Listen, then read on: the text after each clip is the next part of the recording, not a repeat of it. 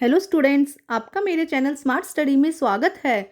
Students, आज हम शिक्षा निदेशालय की तरफ से दी जाने वाली कार्यपत्रक नंबर 17 करेंगे, जो कि क्लास 7th की है और विषय है विज्ञान।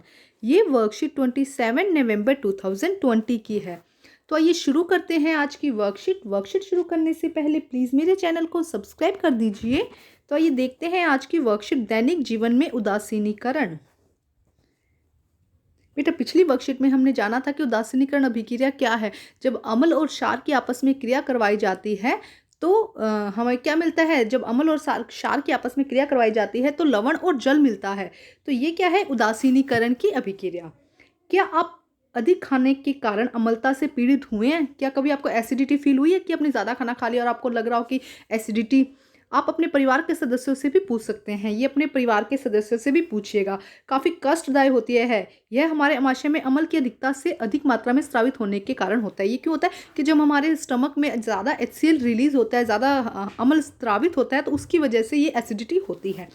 अम्ल, जरा सोचिए कि चींटी के काटने पर जलन क्यों होती है।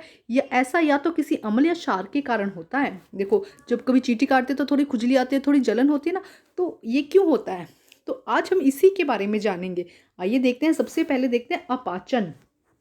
हमारे अमाशय में हाइड्रोक्लोरिक अम्ल मिलता है, जिसे हम कहते हैं HCl। हमारे अमाशय के अंदर जब हम खाना खाते हैं तो HCl रिलीज होता है, हाइड्रोक्लोरिक एसिड रिलीज होता है, जो हमारे खाने को पचाने में हमारी मदद करता है। यह भोजन के पाचन में सहायता करता है। परंतु अम्ल की अधिक मात्रा हमारे अमाशय में अपाचन हो जाता है। लेकिन कभी कभी मतलब प्रॉपर खाना नहीं खाने से या टाइमिंग सही नहीं होने से या ज़्यादा खाना खाने से क्या होता है, जो एसिड है वो ज़्यादा रिलीज हो जाता है, जिसे हम क्या कहते हैं? अपाचन। जिसे क्या कहा जाता है? अपाचन। तो अब देखो, अब पहले हम सब ये देखते हैं क्या क्या दिक्कतें हैं। उसके बाद सेकंड है चींटी का डंक। चींटी के डंक में फॉर्मिक अम्ल होता है। जब चींटी काटती है तो ये त्वचा में अम्लीय द्रव डाल देती है। देखो क्या कहा गया है कि जब चींटी हमें काटती है, देखा होगा कई बार चींटी काटते हैं तो कितनी खुजली सी आती है, जलन सी होती है। तो क्या होता है, चींटी का जो डंक होता है उसमें फॉर्मिक अम्ल होता है। देखो, एक एसिड होता है फॉर्मिक अम्ल। जब चींटी काटती है तो वो जो फॉर्मिक एसिड है वो हमारी क्या डाल देते हैं, हमारी त्वचा में डाल देते हैं, जिससे कि एक ये अम्लीय द्रव है, जिससे कि हमें जलन और थोड़ी तकलीफ सी होती है। तो देखो बेटा, साथ साथ में हम क्वेश्चन देखते रहते हैं, साथ साथ में इनका आंसर देखते रहते हैं। देखो, अपाचन। अब इसका उपचार क्या है? ये तो हमारी प्रॉब्लम हुई कि ये तकलीफ होती है इससे।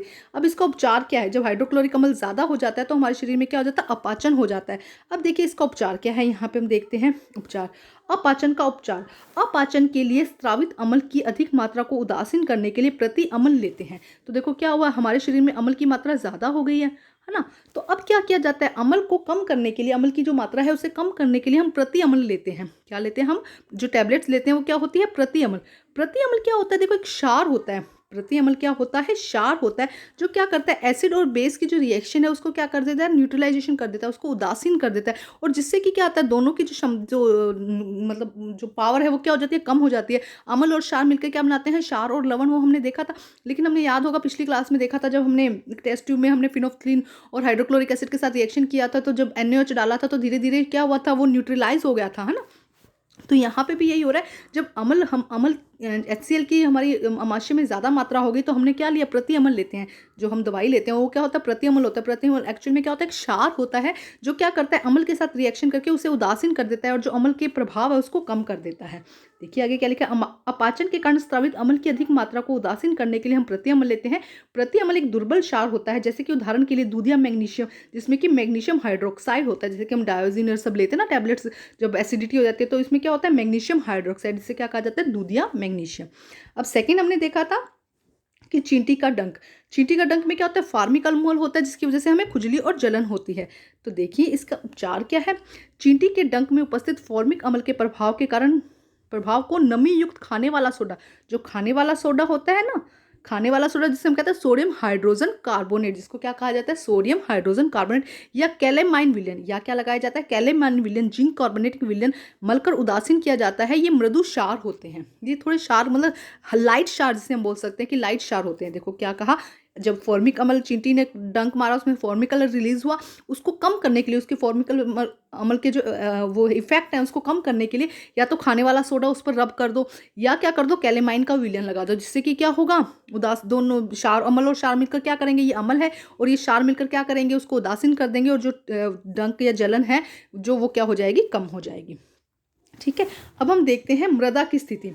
रासायनिक उर्वरकों का अत्यधिक उपयोग करने से मृदा को अम्लीय बना देता है। यदि मृदा अम्लीय और अत्यधिक क्षारीय हो तो पादपों की वृद्धि अच्छी नहीं होती। अब देखो क्या किया जाता है, रासायनिक उर्वरकों का जैसे कि फर्टिलाइजर का उपयोग किया जाता है, जिससे कि क्या होता है, भी हम सोचते हैं, जो किसान है वो सोचते हैं कि इससे क्या होगी, खेती जो होगी अधिक होगी। तो एक बार के लिए तो खेती अधिक हो जाती है, लेकिन उससे जो मृदा है, जो वो वहाँ की मिट्टी है, खेत की मिट्टी, या तो वो अम्लीय हो जाएगी अगर अम्लीय हमने रासायनिक उर्वरक लिए हैं, या फिर क्या हो जाएगी, क्षारीय हो जाएगी जब हमने क्षारीय उर्वरक लिए हैं, क्षारीय फर्टिलाइजर लिए हैं। तो उससे क्या होगा, धीरे धीरे जो पौधों की वृद्धि है वो अच्छी नहीं होगी। अब मान लो एक ही जगह पे लगातार हमने अम्लीय जो उर्वरक है वो डाल रहे हैं तो वहाँ की मिट्टी क्या होगी, अम्लीय हो गई। तो अब इसका उपचार कैसे किया जाता है। यदि मृदा अम्लीय होती है तो उसे बिना बुझा हुआ चूना कैल्शियम ऑक्साइड CaO या बुझा हुआ चूना कैल्शियम हाइड्रोक्साइड से क्षारकों से उपचारित किया जाता है। तो क्या किया जाता है, उसमें कैल्शियम ऑक्साइड या कैल्शियम हाइड्रोक्साइड छिड़क दिया जाता है वहाँ पे मिट्टी पर। अगर हमने लंबे टाइम तक किसानों ने अम्लीय जो उर्वरक हैं वो यूज़ किए हैं, तो वो क्या करेगा, अम्लीय उर्वरक को दूर करने के लिए मिट्टी को क्या करेगा, उदासीन करे ना, कि एकदम ना तो अम्लीय रहे ना ही क्षारीय रहे। तो वो क्या करेगा, या तो कैल्शियम हाइड्रोक्साइड या कैल्शियम ऑक्साइड, बुझा हुआ चूना या बिना बुझा हुआ चूना डालकर छिड़क देगा, जिससे कि क्या होगा, दोनों की रिएक्शन होगी और वो क्या हो जाएगी, मिट्टी एकदम उदासीन हो जाएगी। और अगर किसान ने क्षारीय उर्वरक लिया है, क्षारीय उर्वरक को तो लंबे टाइम तक उसने छिड़का है, तो अब क्या करेगा कि यदि मृदा क्षारीय है तो उसमें जैव पदार्थ मिलाए जाते हैं। जैव पदार्थ मृदा में अम्ल निर्मुक्त करते हैं, जो कि क्षारीय प्रकृति को उदासीन कर देते हैं। अगर मृदा में क्षारीय हो चुकी है, लंबे टाइम तक क्षारीय उर्वरक यूज़ करने से मृदा जो है कैसे हो चुकी है, क्षारीय हो चुकी है, मिट्टी जो क्या है क्षारीय हो चुकी है, तो उसमें जैव पदार्थ मिलाए जाते हैं, जैविक पदार्थ मिलाए जाते हैं, जिससे कि क्या होगा, जैसे खाद और ये सब जैव पदार्थ मिलाए जाते हैं, जिससे कि क्या होगा, मिट्टी में अब जो ये जैविक पदार्थ है ये क्या करेंगे, मिट्टी में अम्ल को निर्मुक्त करते हैं, अम्ल को रिलीज करेंगे, जिससे कि क्या होगा, अम्ल और क्षार की रिएक्शन होगी, जो मिट्टी है वहाँ की कैसी हो जाएगी, उदासीन हो जाएगी। ठीक है। नेक्स्ट देखते हैं कारखानों के अपशिष्ट। अनेक कारखानों के अपशिष्ट अम्लीय पदार्थ होते हैं। जो भी कारखानों से निकाले जाते हैं ना अपशिष्ट पदार्थ, उनका वेस्ट मटेरियल, वो अधिकतर क्या होता है, अम्लीय पदार्थ होता है। यदि ऐसे अपशिष्ट पदार्थों को सीधे ही जलाशयों में बहा दिया जाए तो मछलियां व अन्य जीवों को नष्ट कर दे सकते हैं। तो अगर देखो ये अम्लीय पदार्थ इतने हानिकारक होते हैं, इनको सीधे ही पानी में रिलीज कर दो, नदियों में रिलीज कर दो, तो वहाँ का पानी अम्लीय हो जाएगा, वहाँ पे रहने वाले मछली और अन्य जलीय जीव को अमल नष्ट कर सकते हैं। तो वहाँ पे अगर वो पानी पिएंगे या वो वहाँ से खाना खाएंगे तो क्या होंगे, वो मछलियाँ मर सकती है। तो इसका उपचार क्या है, कारखानों के अपशिष्ट को जलाशयों में विसर्जित करने से पहले क्षारीय पदार्थ मिलाकर उदासीन किया जाता है। तो इन अम्लों को पहले क्षार के साथ में, जैसा अम्ल है उसके अकॉर्डिंग क्षार के साथ रिएक्शन करवाई जाती है और उसको उदासीन करते हैं। उदासीन का मतलब है कि ना तो अम्ल रहेगा ना क्षार रहेगा, एकदम नॉर्मल रहेगा, ना तो एसिडिक इफेक्ट देगा ना ही बेसिक इफेक्ट देगा। ठीक है। देखो यहाँ पे हमें प्रॉब्लम्स दी गई थी कि अपाचन, चींटी का डंक, मृदा की स्थिति और कारखाने, और ये दिए गए थे हमें उपचार। तो हमने दोनों ही चीज़ें बेटा पढ़ लिया, अच्छे से देख लेते हैं एक बारी, है ना, हमने अच्छे से सभी टॉपिक्स रीड कर लिए। अब हम देखते हैं क्वेश्चन आंसर। अपाचन से आप क्या समझते हैं, तो बेटा बहुत अच्छे से यहाँ पे दिया गया है। अपाचन हमारे हमारे अमाशय में हाइड्रोक्लोरिक अम्ल पैदा पाया जाता है। यह भोजन के पाचन में सहायता करता है, परंतु अम्ल की अधिक मात्रा से हमारे अमाशय में अपाचन हो जाता है।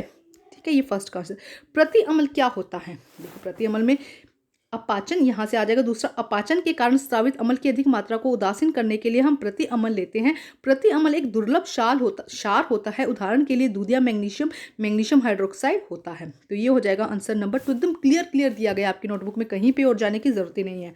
प्रश्न नंबर 3, डैश तथा डैश का उपयोग चींटी के डंक में उपचार किया जाता है। बताइए, मैं अभी समझा चुकी हूँ आपको, सोच के बताइए, बिना देखे बताइए।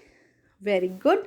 क्या होगा, खाने का सोडा और कैलेमाइन विलेन, ये आ जाएगा इसका आंसर। आंसर नंबर 3, खाने का सोडा सोडियम हाइड्रोजन कार्बोनेट तथा calamine villain zinc carbonate villain का उपयोग कब किया जाता है, जब चींटी डंक मारती है उसमें फॉर्मिक एसिड निकलता है और उससे क्या होता है, दोनों उदासीन हो जाते हैं।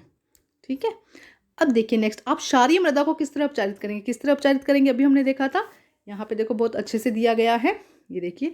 यदि मृदा क्षारीय हो तो इसमें जैव पदार्थ मिलाए जाते हैं। जैव पदार्थ मृदा में अम्ल निर्मुक्त करते हैं, रिलीज करते हैं, छोड़ते हैं, जो उसकी क्षारीय प्रकृति को उदासीन कर देता है। तो ये हो जाएगा आंसर नंबर 4। तो बेटा आज की वर्कशीट कंप्लीट होती है। वर्कशीट कंप्लीट करके अपने टीचर से चेक कराइए और प्लीज़ मेरे चैनल को लाइक कीजिए, सब्सक्राइब कीजिए और शेयर कीजिए। Thank you students.